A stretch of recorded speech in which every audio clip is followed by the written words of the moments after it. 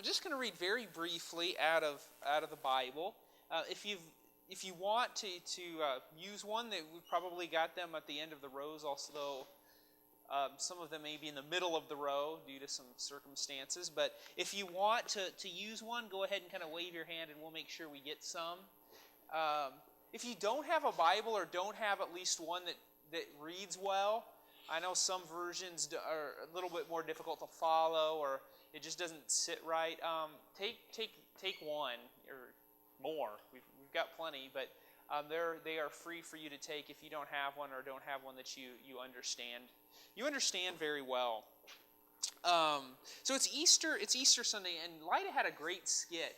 You thinking about Easter, that very first morning before Jesus had arisen, that had to be a really dark morning, both literally and kind of figuratively or metaphorically. Just a dark time.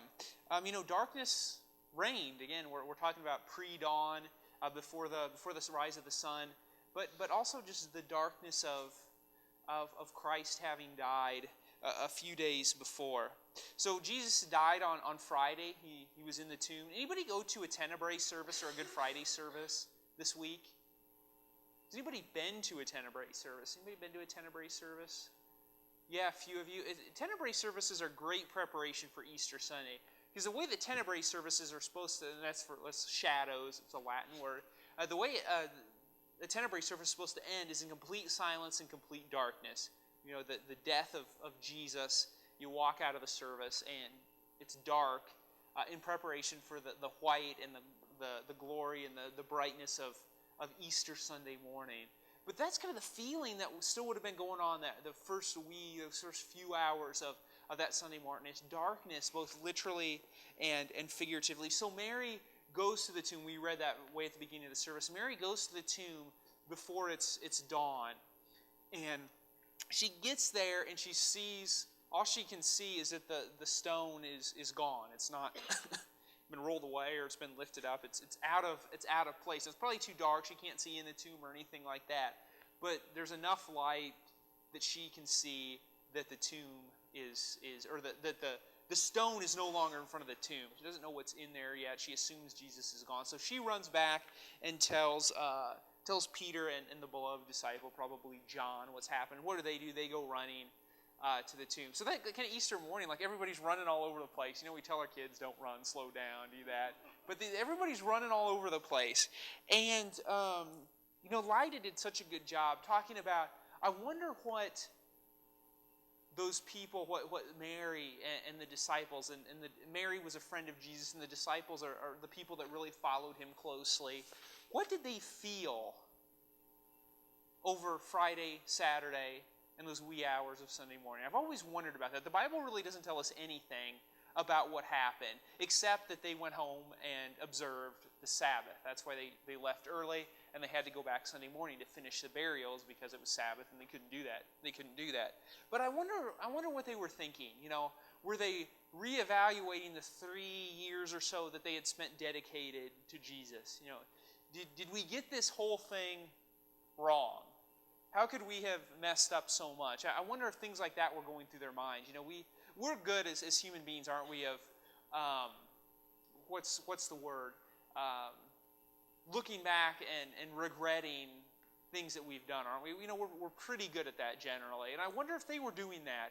How could we have screwed up so much? Or how could we have got things so wrong? Or maybe they were just grieving the death of Jesus. Maybe all of that hadn't set in yet. Maybe they were just grieving the death of this person that they had spent so much time with over the past 3 years. Maybe that was it. Or maybe it was like this isn't the way it was supposed to end. Have you ever watched a movie where you think it's going to turn out one, maybe you think it's going to turn out happy or a good ending, and the main character dies or something. You're like, well, that was a crappy movie. That's not the way it's supposed to end. There was one movie, I just very distinctly remember this, and it was a movie with Russell Crowe and it's like L.A. something, probably in the late 90s. Who was all in that? Russell Crowe. I can't remember any, but it's one of the guys dies and it's suddenly like towards the end of the movie. And L.A. Confidential.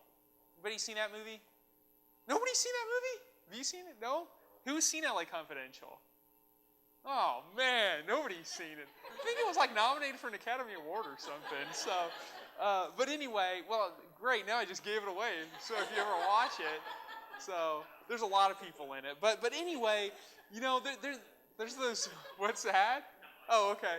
But, you know, we've got those movies, or probably, where the main character dies or somebody important dies. You're like, well, that, you know, what's up with that? You know, we don't like this type of endings. And it really, if you're really into the movie, it can be a huge shock to you that this, you know, if you had it kind of worked out who was going to live and who was going to die. And I wonder if that's kind of how they felt when all their hopes and dreams were kind of pinned on this one person and he ends up dying. You know, that's not the way it was supposed to work out. But let's go back to being dark, that darkness theme, because darkness is a theme that plays out throughout this Gospel of John, just the concept of darkness. And darkness, you know, is really no fun. You know, we might have been scared of the dark as kids, and there's something about the darkness that is kind of ominous, isn't it? You know, that's, things go bump in the, what? Night. You know, they don't go bump in the day, or if we do, you know, it's not, but things go bump in the night, don't they? The nighttime is, you know, sometimes when crimes happen, or if anybody ever listened to Bill Cosby, nighttime is when the monsters came out. At 10 o'clock, Cosby always said he had to be in bed before 10 o'clock because that's when the monsters came out. But, you know, darkness brings feelings of almost insecurity. You can't see what you're doing, right? You can't see what you're doing very well. You know, if you get up in the middle of the night, what do you have to be careful of doing? Yes, stubbing your toe, you're kind of wandering around if you don't have any night lights or anything like that. You don't know where you're going. You can fall down. You know, who knows what can happen. You know, but darkness in itself can be rather ominous, scary, however you want to put that. And what do you do when you get up in the middle of the night and you're kind of like, oh, you know, maybe that's just me, I don't know. Maybe that's how I am in the morning for the first hour or so. But, you know, you kind of feel your way around trying to avoid obstacles, right? Isn't that what you do in the dark? You try to avoid obstacles that you can't what? You can't see, right? You have to find your way. You have to find your way around. And thinking as a metaphor, isn't that kind of how the way life is sometimes? You ever feel in life that it's pretty dark? You don't know where you're going. You're kind of stumbling around. You're simply trying to avoid obstacles. Maybe you can't really see where you're going. So the best you can do is try to avoid stubbing your toe or crashing into anything or breaking something, right? Whether it's yourself or something else. You know, what else do you break? TV, toes, lights. What? Cat. Yeah, that's true. How many of you have pets that you try to avoid stumbling over? Yeah, some of you do. And life is confusing, isn't it? Life is difficult. Life is sometimes like the darkness. It's difficult to manage when it's dark. You know, we've really got two options, don't we? When it's dark, what can you do? You can either continue to fumble around and stumble around and try to find your way, or what else can you do? You can turn on the light. You know, isn't that what Easter is somewhat about? You know, we've got the opportunity now to turn on the light, or we continue to stumble around in darkness. See, that's the cool thing about this Easter Sunday morning. It's that it was dark. It was dark, both literally and figuratively. It was very early mornings on that Easter. But you know what? The light was about to dawn, both literally and figuratively. The light was about to dawn. You know, and that's what we do this Easter Sunday, isn't it? We remember this. We remember that light comes. And it comes through Christ. That is the Easter message. That's what we are commemorating that happened 2,000 years ago, but that's what can also happen today. That's what still happens today, is the light can dawn and dispel the darkness. It was dark for those 3 days while Christ was dead, while he was in the tomb. But it was never brighter on that Sunday morning. And can you imagine what it might have been like when Christ rose? the light that dawned. I bet there was never a brighter sunrise than on Easter Sunday. Yeah. Throughout the gospel, throughout John here, you've got an interplay between light and dark. Dark representing, and throughout the Bible, I should say, dark representing evil, dark representing even sin, an ominous feeling. And the light represents Christ. Light represents that's what is good. Light represents God. And we've got this interplay throughout Scripture. The great thing is, I should say the bad thing is that darkness penetrates us. It penetrates the world. We essentially live in kind of a metaphorical darkness. But the flip side to that, the good side, is that the Bible's clear that darkness can be overcome and is overcome through Christ.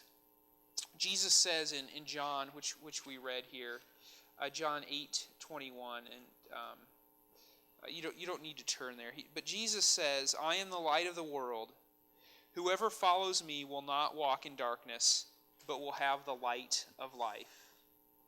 You ever notice how different things can look in the light compared to the dark? You know how scary things can look in the dark, but how different they look in the light? Anybody of you ever seen the Muppets Christmas Carol? Have you seen that? You know, there's a scene in there, Danny. Yeah, there's a scene in there where Scrooge, played by Michael Caine, is at the beginning is looking through the rooms in his house, and he's had an experience already with his door knocker that's turned into Marley, and he sees what looks like a person in the dark, and he's beating it with his cane, but he realizes when he illuminates the room with a candle, it's simply one of his dressing gowns. You know, how different things can look in the dark compared to the light. You know, if the kid is scared of monsters under the bed, what do? Well, you can tell them to be quiet and go to bed, but you can flip on the light, right? See, look, there's nothing under there. Anybody a Seinfeld fan? We watch Seinfeld. There's a Seinfeld episode where Jerry is dating a woman, and she flip-flops between being beautiful and ugly depending on the lighting of the room. Has anybody seen that one? At the very end, she's hollering at him from the porch. He walks out there, and you see him come speed walking back in. Ah! Bad lighting on the porch. So, anyway, simply put, come daylight, we can gain a whole new perspective on life. I guarantee you that's what happened with Mary. That's what happened with the disciples. That's what happens with you, and that's what happens with me, and that can happen with anybody who finds Christ.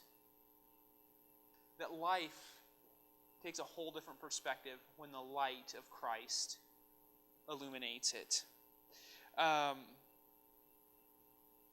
Easter morning allows us to do exactly this, and that's where I want to end here today. We can continue to live in darkness, or we can grab a hold of what happened a couple thousand years ago, the light of Christ, what He brought. Darkness can be dispelled. Now, what happens here when the sun rises? Does it immediately turn from darkness to light? Does it turn to like noon? What happens? The sun rises kind of slowly, doesn't it? And what the shadows are chased away. Sometimes that's how life is too, isn't it? That when Christ comes in, sometimes it takes a while for the shadows of life to get chased out, doesn't it? Maybe it gets illuminated immediately. But sometimes it takes a while for the darkness to be dispelled. And it can be a process. So don't get discouraged if there's still some darkness remaining, if there's still some shadow. Take hold of the fact that Christ is here. He is risen, and He is dispelling the shadows in our lives and in this world. Light is coming, and the darkness is ending. Jesus is here as the light of the world to banish the shadows and banish the darkness. Again, meaning here is more figuratively than anything else, that evil, sin, all of that can be gone with the presence of Christ. Let's have a moment of prayer here this morning.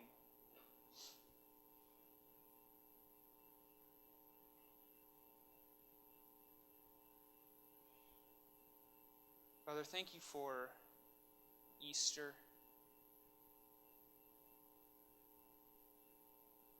Thank you for what it means. Thank you for the banishing of darkness, for the coming of light into this world, for the coming of Jesus. May it not be something we just celebrate or look back upon or think of quaintly or something along those lines, but may it become real for us today. Because that's ultimately what you meant with it and through it, Lord, that it just wasn't something that happened long ago, but something that can be made manifest, made real, made new in our lives right here today, a couple thousand years later. Father, make it real to us now.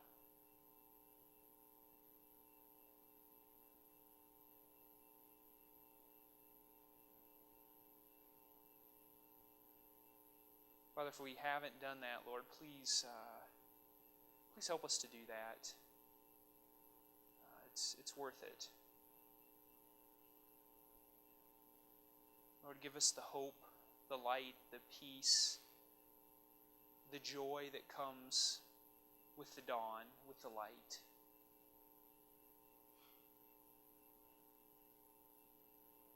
Dispel the darkness. The light of the world has come. May we leave here this morning with the peace and joy that you bring. We sincerely pray these things this morning in Jesus' name. Amen.